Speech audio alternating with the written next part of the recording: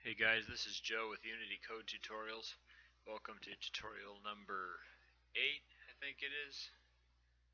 8? Let me look here real quick. No, this is number 9. Welcome to number 9. I better update my notes. Okay, so in this tutorial, we are going to get into some fun stuff. But first, I thought of something that will help us along the way. So, right now this turret, if you click on it, there's no script attached, but we know that our turret is controlled by script, right? And if you remember from previous tutorials, is attached to pylon, and that's because that's the part that actually rotates.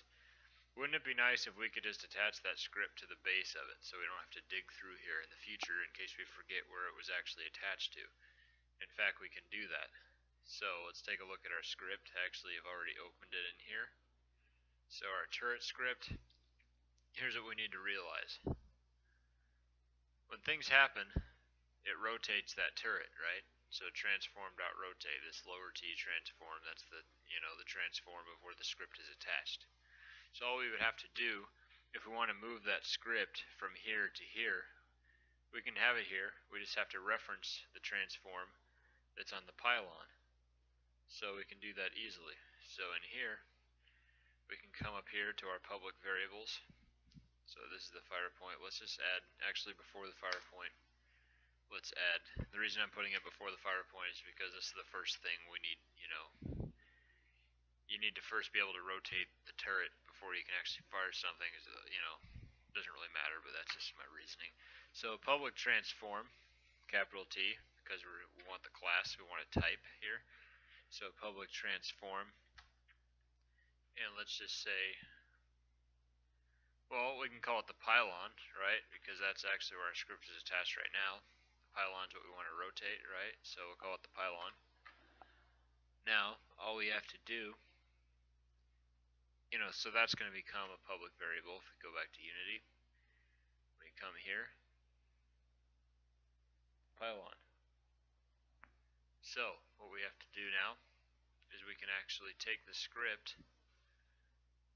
I'm going to just copy it, copy component, deactivate it because we know it works here, so that for testing purposes we'll delete it after we know that it works up here. We're going to come up here, right click on any other component, paste component as new. Okay, so that way our reference is still there and everything. So the pylon is this right here, drag that in. Now we haven't actually used the pylon variable yet. Instead of transform.rotate, we're going to say, I'm going to double click, control C, double click, control V, pylon, pylon. Because the pylon is of type transform, right? So instead of referencing the transform of this current object, we're referencing the transform of the other object, which we dragged in here. So it'll work the exact same way. Now, right now, this is disabled. Remember, this is enabled, so we can play the game, and it should behave exactly the same way as it has been. Right? We can rotate, we can fire. Awesome, it works. Okay. So, that being said, we can come back down here, right click on this, remove component, because now we have it up here. Okay, I'm going to control S, save the scene. Oops. That was the wrong thing. Control S. I did control D, I think, which duplicates something. Good to know, Maybe I made that mistake for a reason. So, let that soak in for a minute. Now, what I want to do now is I want to focus on the idea of the tanks actually shooting at us. So far we're shooting at the tanks. They never shoot at us. So, think of it like this. I had mentioned before, I want to create a base, right? So, let me rotate around. Right now the tanks are coming this way, and they only go this way. So we would probably have a base back here, and then turrets, maybe we'll have the opportunity to have multiple turrets. I think we should actually, I think that'd make it fun. But right now we have one turret and no base, so they should at least be shooting at the turret, right? So what I'm thinking we can do is when we do have a base, which will introduce that, not in this video, but probably within the next few videos, is each object needs to have some kind of a radius around it, right? So when the tank gets to a certain point, it stops, it rotates its turret towards the target, because it's like, oh, I just hit this trigger, so I better attack something, because otherwise something's going to attack me, So we can have this radius around all the turrets, ultimately around the base. We'll have the base back here. I haven't made the base yet because we'll get there. We haven't got there yet. So let's start by just making that trigger. And it'll actually, what did I just do? Control Z. Okay. So part of the reason too that I brought the script up there now is because now we're going to add more elements to this. We're going to add a collider. So let's just go here. Start typing in sphere collider as sphere collider. It'll be easier. I mean, it's always easier to work off the root if you can. There's times when you can't, and when it doesn't make sense. Right now it does make sense and we can do it. So it saves us a lot of confusion down the road. Sphere collider. Okay, so I'm going to hover over this, hit F, zoom in. Sphere collider is incredibly small, it looks like. So let's take the sphere collider, let's increase its radius like this. So what we're going to use this for is when the tank gets to a certain point, it's going to start shooting at us. Tanks can shoot for more than like 2 inches. Let's bring this out here. Like this, right? Let's say something like that. We can always, tweak it later if we need to balance things out. Now, here's the thing. We're going to use OnTriggerEnter in the script. The method OnTriggerEnter, right? We're going to come in here. We're going to go down here. We're going to say private void OnTriggerEnter. Now, in case you forget, I forget sometimes too. We come back here. Let me just show you what I did originally. I mean, all you have to do is type in Unity OnTriggerEnter. First thing that comes up. It's going to tell you when it's called. This message is sent to the trigger collider and the rigid body, or the collider if there is no rigid body that touches the trigger. The trigger collider is the collider of the turret because that's where our method is, right? So now we also want an example of how this works, right? So you would come here, OnTriggerEnter collider other. It doesn't have to be called other, but they call it other because it's the other thing that's colliding with us. Collider other. Okay. Now, you might stop and ask yourself at this point, should this detection be on the object or should it be on the tank? I'm putting it on the object because the different objects are going to have different triggers. So then we're going to tell the tank to start attacking. Now, alternatively, you could have the tank have its own collider and then you could put this on that. And there's nothing wrong with that. That might actually make more sense now that I think about it, because the tank would then decide. So I think what I'm going to do, yeah, that's a good point. If anybody was thinking that, good job. Okay, so what we're going to do is let's take a look at the tank, right? It's our vehicle script. Now why there's 2 box colliders, I'm not really sure what's going on there. And that's important because we're dealing with triggers and shouldn't be 2 box colliders. So I'm just going to, in case this ever happens to you, turn them on and off. Okay, see which one we need to get rid of. Looks like this one we need to get rid of. Okay, there we go. There's 1 box collider. That's what we want. I'm going to do Control S. If you guys have been following along, you may have that same issue. And if you don't, then great. Okay, so here's what's going on. So this box collider, this is going to become a trigger, I guess, right? Because right now it's not a trigger. It can actually collide with stuff. But we can make it a trigger, or we can just keep it not a trigger, and we can then use OnCollisionEnter. We don't want physics to happen. When you sense that you're close to something, we don't want physics to happen. We just want it to know that it's close to something. So that's why we're using a trigger. So let's go ahead and try this. Let's make the tank a trigger. Now I haven't applied this to the prefab, so it's only this tank right now, because we're going to use this tank to test it. If it works, we'll then apply it to our prefab. So being that this is now a trigger, we should be able to add that method to our script.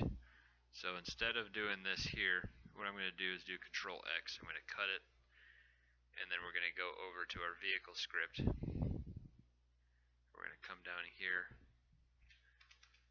and we're going to add it here, Control V, collider other. So this should say, for right now, we're just going to say debug.log trigger enter called. Hold on, okay, called. Make sure you have your semicolon. Control S, save it. Come back here.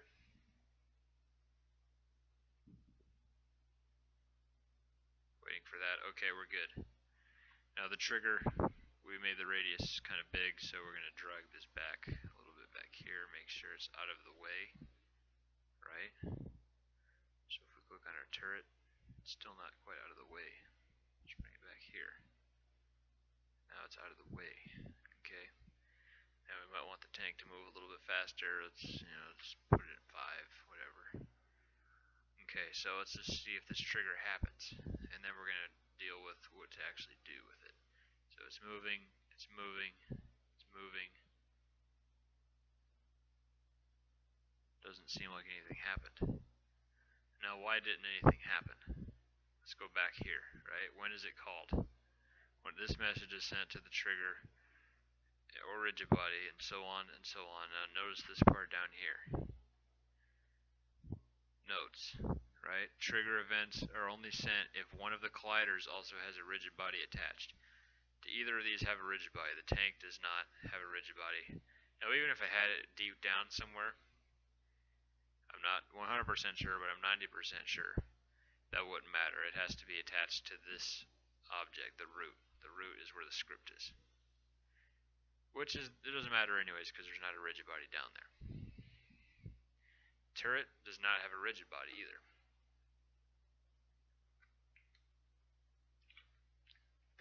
So, here's what we have to do. We have to add a rigid body to one of them. The tank is the one moving.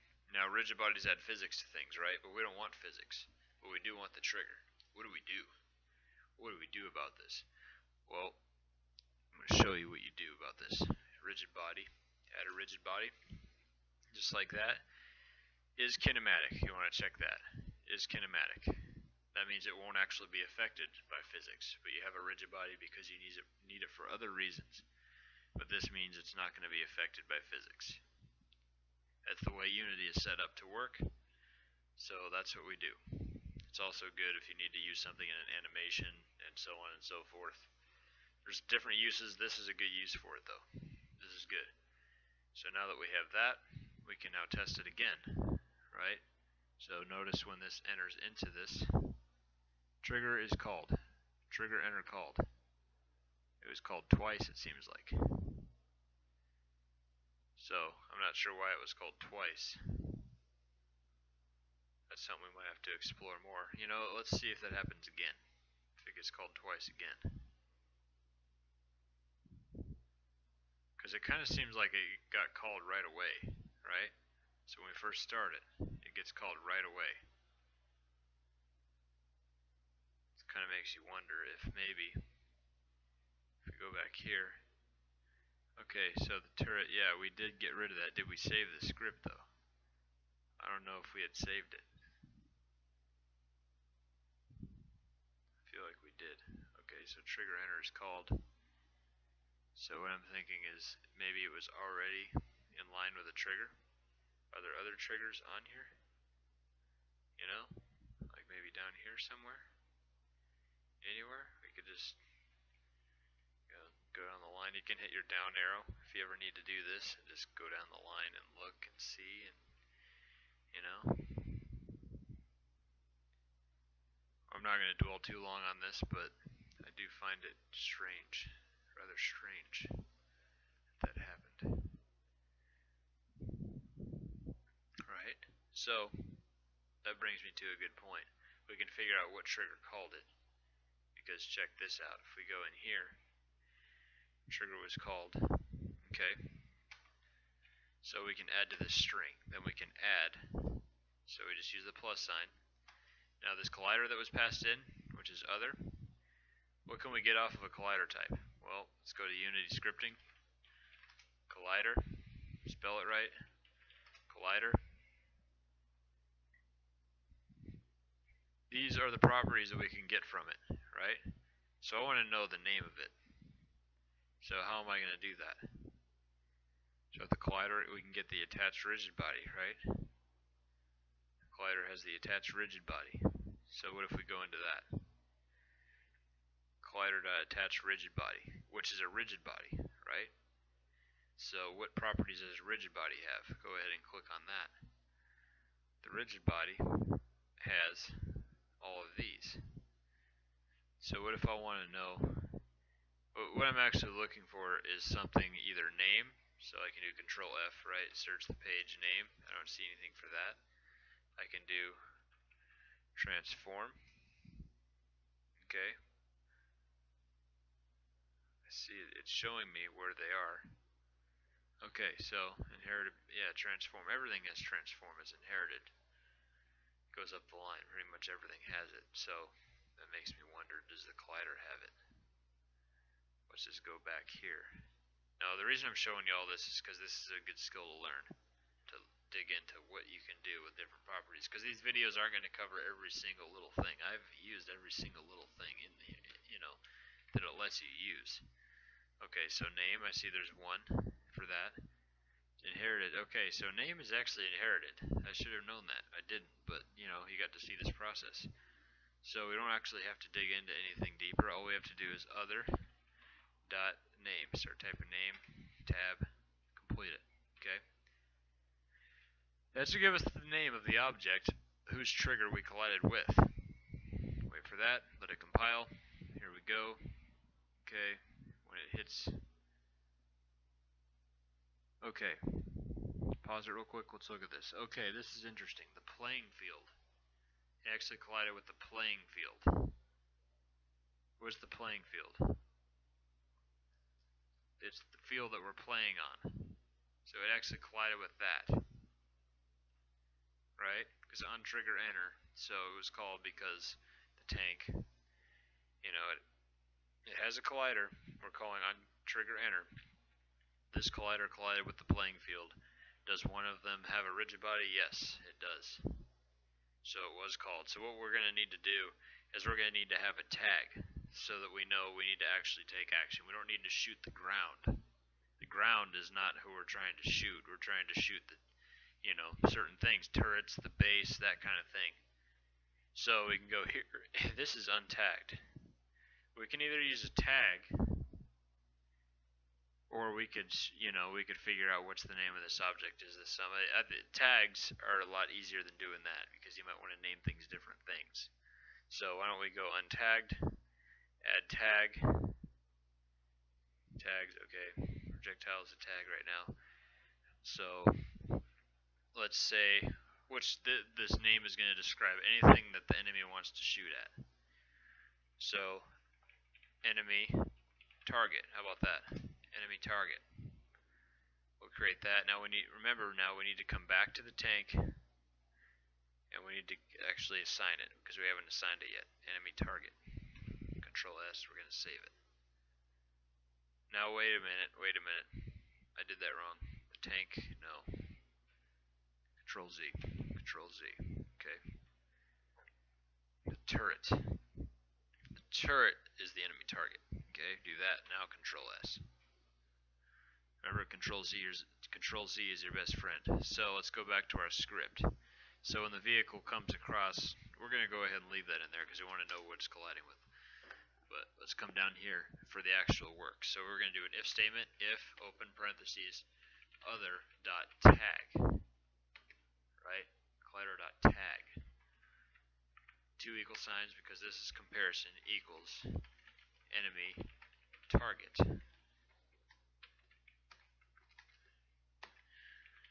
Debug.log. Fire. Right? We don't want to shoot the ground. This shouldn't go off when it collides with the ground. It should only go off if it collides with, a turret or a base or something. So let's come back here. Let's check it out. See if it's going to work. Right? There it goes. Fire. Okay, so let's see what happened. When it collided with the playing field, nothing happened. because the next one under it is when it collides with the turret, and then it fires at the turret. How much time am I at? Where am I at here? 20 minutes. Okay, I think we're going to have to wait. We're going to save the actual firing for the next tutorial. This is an important lesson. You know, there's a lot to these triggers and stuff. A lot of stuff to think about. So this was a good tutorial to get you warmed up for that. But the good stuff, this is still good stuff, because this can be used for so much. We're going to use it for firing, the enemy firing at you, but this can be used for like endless, literally endless amounts of things. Whatever you can think of. Whenever something enters a certain zone, something's going to happen. That's literally, that's it.